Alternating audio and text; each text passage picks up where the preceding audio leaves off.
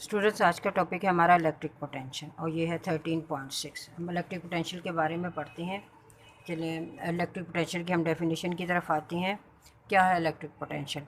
Electric potential at a point in electric field, यानी electric potential electric field में किसी भी पॉइंट पे is equal to the work done, यानी ये उस वर्क डन के इक्वल है in bringing a unit positive charge from infinity to that point, यानी उस वर्क डन के इक्वल है जो कि एक यूनिट पॉजिटिव चार्ज को इन्फिनिटी से उस पॉइंट तक लाने के लिए किया जाता है। इट मीन्स कि ये देखिए, ये एक हमारे पास इलेक्ट्रिक फील्ड चार्ज था और हमारे पास टेस्ट चार्ज था।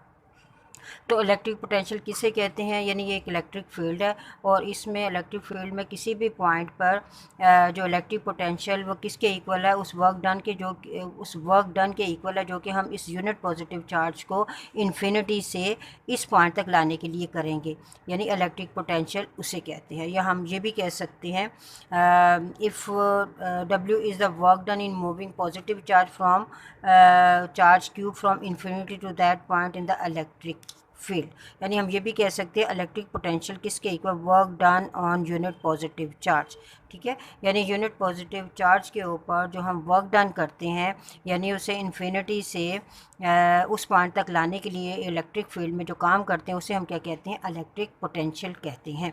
और इलेक्ट्रिक पोटेंशियल क्या है? That is the scalar quantity. ये क्या है? क्योंकि वर्क डन भी स्केलर है, इस वजह से इलेक्ट्रिक पोटेंशियल भी क्या होगी? वो स्केलर क्वांटिटी होगी।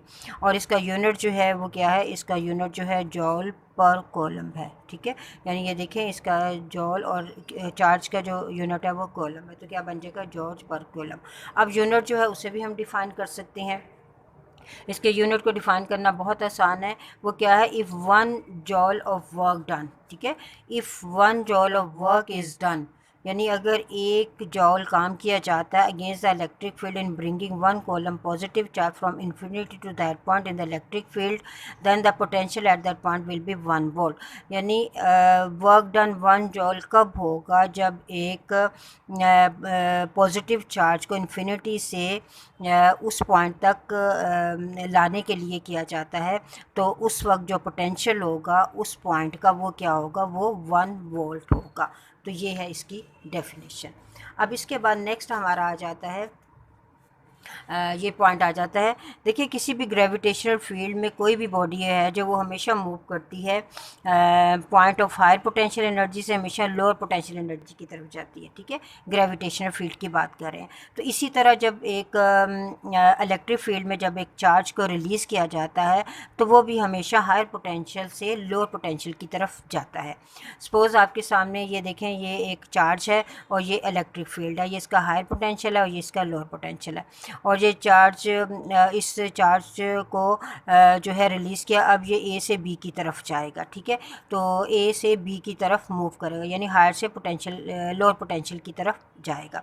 अब अगर हम पोटेंशियल ए के ऊपर जो पोटेंशियल है उसे अगर हम वी ए से डिनोट कर देते हैं, और इसी तरह बी का जो पोटेंशियल होगा उसे हम किससे डिनोट कर देते हैं? वी बी से डिनोट कर देते हैं। ठीक है, और इसी तरह जो चार्ज होगा, पोटेंशियल एनर्जी जो होगी पॉइंट ए पे, वो क्या हो जाएगी? क्यू वी ए हो जाएगी। और पोटेंशियल एनर्जी जो है पॉइंट बी पे क्या हो जाएगी? क्यू वी बी हो जाएगी। ठीक है, और अगर हम इन दोनों एनर्जी का जो है वो अगर हम डिफरेंस निकालना चाहें तो वो पोटेंशियल क्या डिफरेंस होगा? जैसे ये पॉइंट ए था, ठीक है, ये आपके सामने नज़र आ रहा है, ये पॉइंट ए है और ये पॉइंट बी है। ये हायर पोटेंशियल है, ये लोअर पोटेंशियल, और इस चार्ज ने ए से बी की तरफ मूव करना है। तो सबसे पहले अगर हम देखें तो पोटेंशियल ए के ऊपर क्या होगा? वो वी ए होगा, और इसके ऊपर जो पोटेंशियल होगा वो क्या होगा? वी बी होगा। अब अगर हम इसकी पोटेंशियल एनर्जी इसको देते हैं, पोटेंशियल एनर्जी इस पॉइंट पे वो क्या होगी? क्यू वी ए होगी, और पॉइंट बी पे पोटेंशियल एनर्जी क्या होगी? क्यू वी बी होगी। अगर हम इन दोनों का डिफरेंस निकाल लेते हैं तो हमारे पास क्या आ जाता है? Q V A minus Q V B. और इन दोनों में से अगर हम डिफरेंस निकाल लेते हैं, क्यू कॉमन ले लेते हैं, V A minus V B, तो यानी ये कौन सी एनर्जी है?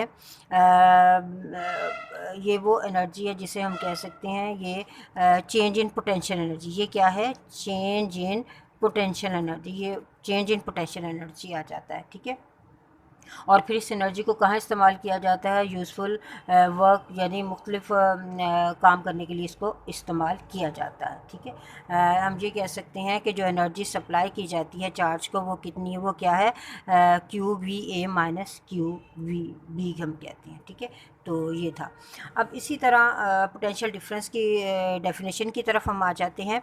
वो क्या है, the energy supplied by unit charge at it move from one point two other. ठीक है, यानी एनर्जी जो हम यूनिट पॉजिटिव या यूनिट चार्ज को सप्लाई करते हैं मूव करवाने के लिए एक पॉइंट से दूसरे पॉइंट की तरफ इन डायरेक्शन ऑफ द फील्ड की डायरेक्शन में, तो उसे हम क्या कहते हैं, इन दोनों पॉइंट के दरमियान क्या होता है, वो पोटेंशियल डिफरेंस होता है। ठीक है, यानी जो एनर्जी हम इस चार्ज को ए से बी की तरफ मूव करवाने के लिए in the direction of field देते हैं, तो वो इन दोनों पॉइंट के दरमियान एक्चुअली क्या होता है, पोटेंशियल डिफरेंस, यानी जितना ज़्यादा पोटेंशियल डिफरेंस होगा उतनी ही एनर्जी ज़्यादा होगी। ठीक है, और इसी तरह अगर हम पॉजिटिव चार्ज को लोअर पोटेंशियल से हायर पोटेंशियल की तरफ अगर हम, यानी अगर एक पॉजिटिव चार्ज को आप लोअर से हायर की तरफ मूव करवाएंगे तो क्या होगा, तो फिर आपको energy you should have to असर, यानी फिर आपको इसको एनर्जी देनी पड़ेगी, यहाँ से हमें एनर्जी मिलती है। ठीक है, जब हम हायर से लोअर की तरफ जाते हैं तो हमें एनर्जी मिलती है और इसको मुख्तलिफ कामों में इस्तेमाल किया जाता है, लेकिन जब एक पॉजिटिव चार्ज को आप लोअर से हायर की तरफ मूव करवाएंगे तो इसमें आपको क्या है, एनर्जी जो है वो देनी पड़ेगी। ठीक है, अब नेक्स्ट टॉपिक आ जाता है हमारा कैपेसिटर एंड कैपेसिटेंस। कैपेसिटर क्या है, अगर आपने चार्ज को स्टोर करना है, ठीक है, तो फिर एक डिवाइस यूज़ की जाती है जिसे हम क्या कहते हैं, कैपेसिटर कहते हैं। ठीक है, और कैपेसिटर क्या है, ये एक्चुअली दो मेटल थिन प्लेट्स होती हैं, ये देखें, ये दो मेटल थिन प्लेट्स हैं। ठीक है, और इनके दरमियान जो है कुछ डिस्टेंस भी रखा जाता है, और डिस्टेंस रखा जाता है, और इनके दरमियान मीडियम भी होता है, एयर भी हो सकता है या कोई इंसुलेटर भी हो सकता है, तो इस मीडियम को हम क्या कहते हैं, डाई इलेक्ट्रिक कहते हैं। यानी कैपेसिटर की प्लेट्स के दरमियान जो मीडियम होता है उसे हम क्या कहते हैं, डाई इलेक्ट्रिक कहते हैं। अब अगर हम इफ द कैपेसिटर, अब ये कैपेसिटर, इसको अगर आप बैटरी के साथ कनेक्ट कर देते हैं, वी वोल्ट की बैटरी के साथ आप कनेक्ट कर देते हैं, तो बैटरी क्या सप्लाई करेगी, unit positive charge from plate B से प्लेट ए की तरफ जो है प्लस क्यू चार्ज जो है वो इसको ट्रांसफ़र करेगी। तो इसके बाद due to the electrostatic induction क्या होगा, इसके ऊपर माइनस चार्ज जो है वो हमें नज़र आएगा। ठीक है, और अगर एक के ऊपर पॉजिटिव चार्ज आ जाता है और दूसरे के ऊपर नेगेटिव चार्ज आता है, तो इस फोर्स ऑफ अट्रैक्शन की वजह से क्या होता है, इनके दरमियान जो चार्ज होता है वो ये प्लेट जो होती हैं बाउंड हो जाती हैं, जिसकी वजह से चार्ज जो होता है वो काफ़ी अर्से तक इसमें स्टोर किया जा सकता है।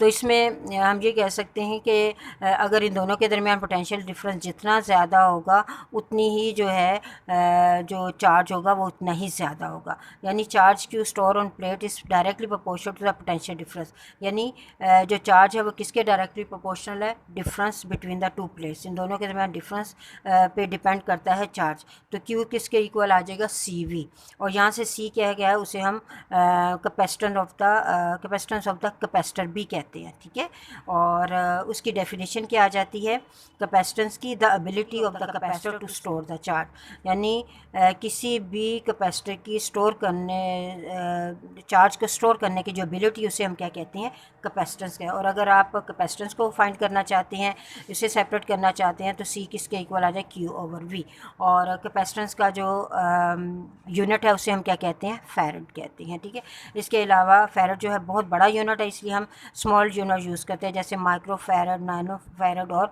पिको फैरड हम इस्तेमाल करते हैं। ठीक है, तो स्टूडेंट्स ये था हमारा आज का टॉपिक। अल्लाह हाफिज़, स्टे होम।